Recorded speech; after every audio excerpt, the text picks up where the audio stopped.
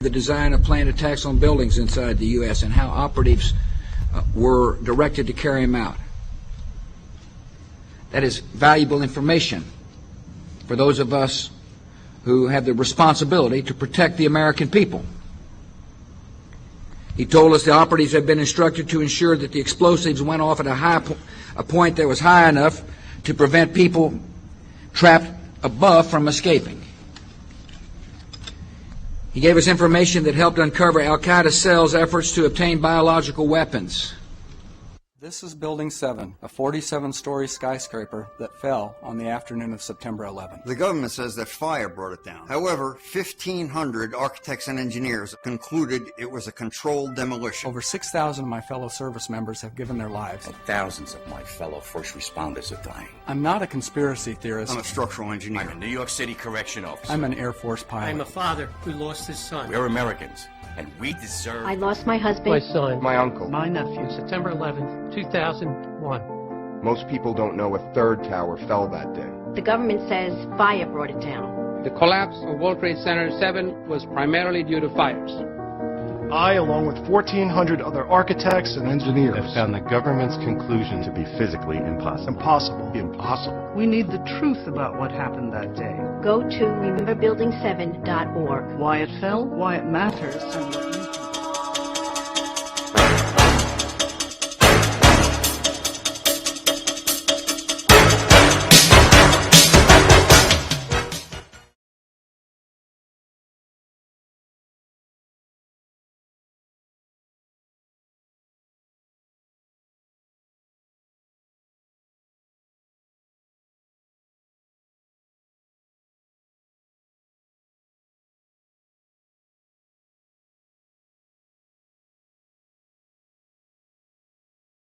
The 9/11 attack on America looked so much like a formula action-packed Hollywood disaster movie that it had "Made in the USA" written all over it.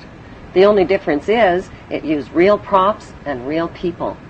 It had terrorist villains, American firefighter heroes, fireball explosions, collapsing buildings, pedestrians chased by dust clouds, and it even had a God Bless America music score.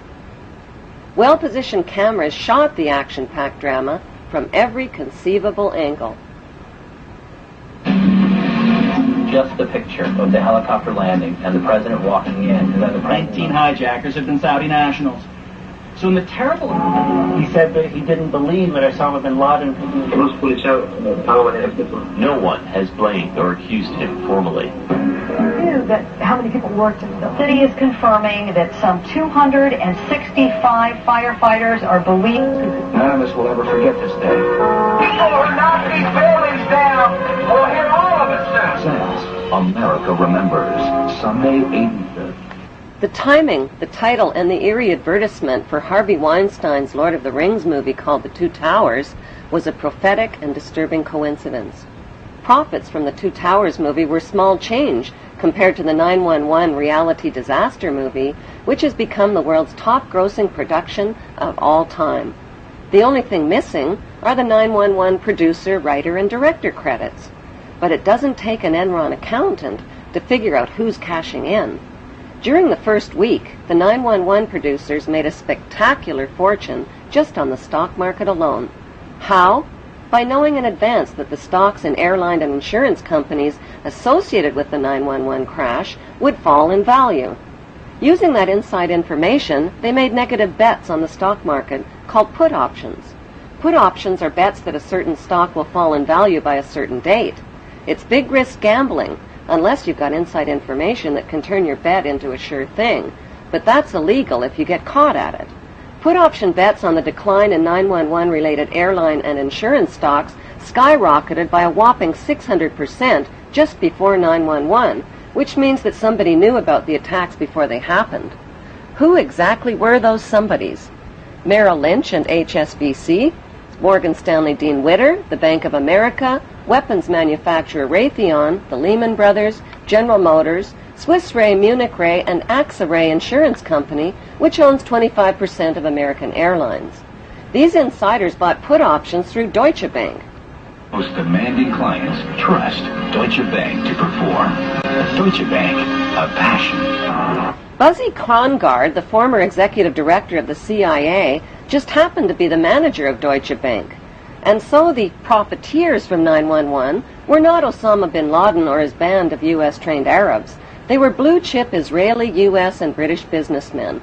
Within the first week, the 911 producers sucked up $40 billion in box office profits from U.S. taxpayers who were hypnotized, terrorized, and traumatized by the infinite reruns.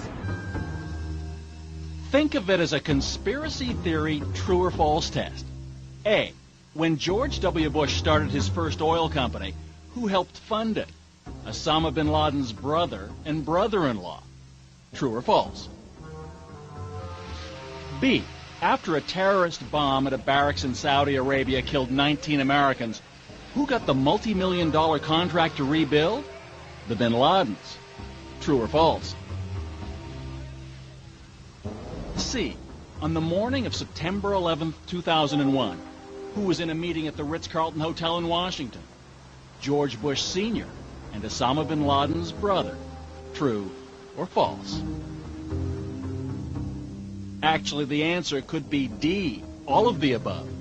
Because believe it or not, as far-fetched as they sound, each and every one of those things, the bin Laden link to the Bush Oil Company, the bin Laden construction contract after the terrorist bomb, and the bin Laden-Bush meeting on 9/11, is true. Many of the facts surrounding the events of 9/11 point to a cover-up, like the fact that the Bush administration ignored all of the advance warnings of the 9/11 attacks. Warnings from FBI agents like Colleen Rowley and from the famous Phoenix memo were not only ignored, they were suppressed.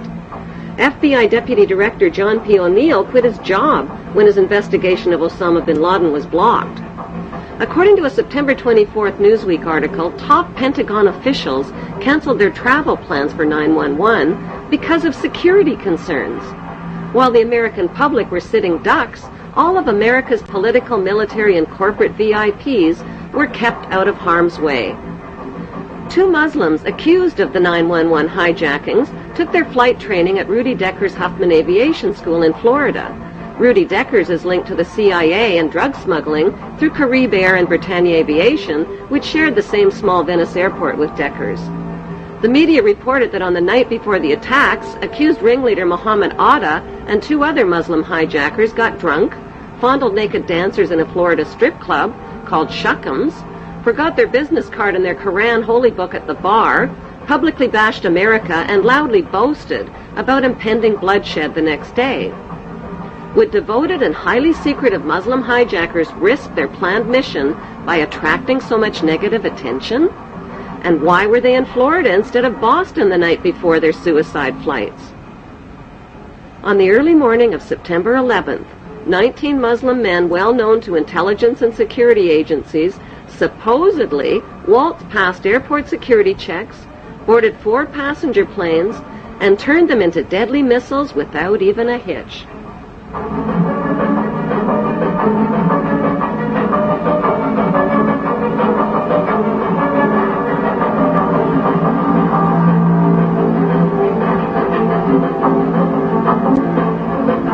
By 8:13 a.m., flight controllers temporarily lost radar contact with American Airlines Flight 11 and reported a suspected hijacking. Even though Andrews Air Force Base is only 10 minutes from Washington, emergency response fighter jets took close to an hour instead of the typical 15 minutes to scramble and begin searching for the hijacked planes. By then, it was too late. President Bush already knew about the first Flight 11, which occurred at 8:46 a.m., when he sat down to chat with school kids at Booker Elementary School. It wasn't until 9:05 a.m. that he was notified that a second plane, Flight 175, had also crashed into the World Trade Center and that America was under attack. Instead of being whisked to safety in this national emergency, Bush nodded and continued chatting with the kids for another 20 minutes about a pet goat, while American citizens were burning alive and leaping to their death from the smoking towers. Wailing against the wind as they fell, almost as if they had second thoughts. It was absolutely horrifying.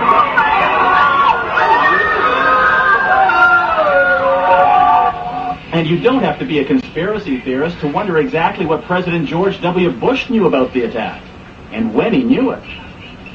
According to the official White House version, it was at this moment in a Florida classroom that Bush learned the second plane had hit the World Trade Center and that the U.S. was under attack.